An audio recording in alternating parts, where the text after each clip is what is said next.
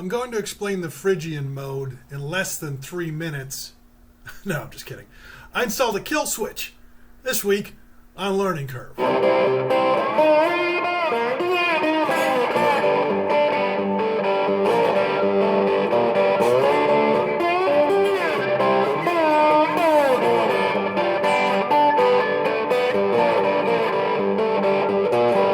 Hi, I'm Spencer. Thanks for watching Learning Curve. And by KillSwitch, I don't mean... Hey, you guys are supposed to wear masks.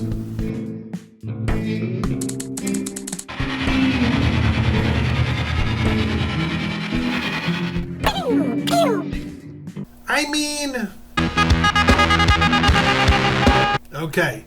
So a kill switch would actually, in this case, be called a kill button, but kill switch sounds better. What a kill switch does is it kills the signal. It gives you that stuttering staccato sound. It's really cool. You've heard a lot of artists use it. My earliest memory of this goes all the way back to the 70s. I remember seeing Ace Frehley do it on a Les Paul before I knew what a Les Paul was. I thought the toggle switch for the pickup selector switch, I thought that was what you hit to make the guitar explode. So if you have 2 volume knobs, you can just turn one of the volume knobs down and get this effect. But if you're doing it on something like a Strat or a Tele where you don't have 2 volume knobs, you're going to need to add another switch to your guitar. Totally fine. So anyway, you've seen people like Tom Morello and Buckethead. Eddie Van Halen puts kill switches in some of the EVH guitars. There's a video floating around right now of Jack White showing off the kill switch he just had installed in his guitar. Basically, it is a momentary on, normally open switch. So when you're not pushing it, current just flows through it. Then when you push it, it stops it cuts it off. It stops the current flow for a moment. Stops the current flow for a moment. That's why it's called a momentary switch. Now, if you Google momentary on, normally open switch, there's a whole ton of them. I Googled kill switch, so I bought one that was specifically designed as a kill switch. You don't have to do that. That's what I did, and it's worked out great. So for this mod, unless you're working on something like a Strat where you've got a big pick guard that you can put a hole in, or a Tele where you can put it in the control plate, you might have to put a hole in your guitar. Now, depending upon how much you paid for that guitar, this prospect is either horrifying or awesome. I'm working with a Glarry Burning Flame Style guitar that I paid $79 for, so I'm going to go ahead and say awesome. Now, I bought a set of reamers at Menards because I had to enlarge the hole that I put the push-pull pots in that I put in last week. I got a set of 3. The largest hole you can make with this is a 3/4 inch, which translates to 19 millimeters, which is the diameter of the base of the kill switch. So that works out super nice. All the same, I did hook up the kill switch just to make sure it would work before I put a giant hole in my guitar, and as fate would have it, it did work.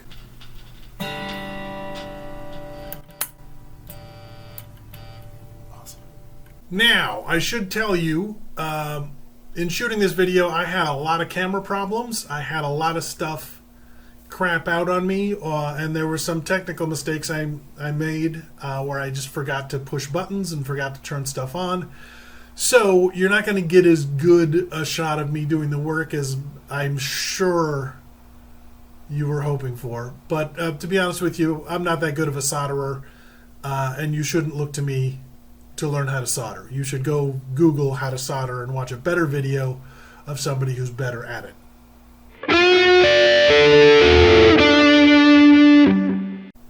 The wiring is super easy. Let's take a quick look at the schematic. I'll put a link to the video I got this from in the description.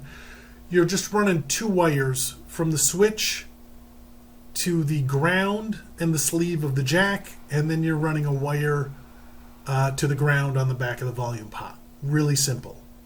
And because the switch has these little screws in it, you don't even have to solder it to the switch. You just have to solder it to the jack. It doesn't matter which wire you solder to which post because they're just going to meet each other. right? So you don't even have to think very much to do it. If I was going to do this again, I would do two things differently. First of all, I would remove all the electronics from the cavity. I was just being lazy. There's no excuse. Everybody's a little screwed up this year. I knew better. I just was trying to skip a step, and I could have really screwed up the insides of that guitar.